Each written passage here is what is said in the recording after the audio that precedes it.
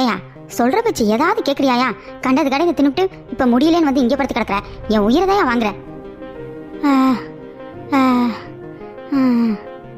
யோ முடங்கிட்டு இருக்காம படியா பேசாம. ஏமா இப்படி திட்டிக்கிட்டே இருக்க? அப்படிதான் திட்டுவேன். ஏதாவது பேசினேன் மரியாதை கெட்டு போயிருன்னு சொல்லிட்டேன். ஏற்கனவே உடம்பு முடியல, இதில் திட்டி திட்டி நம்மளை படுத்த படுக்கையே ஆக்கிடுவா போல.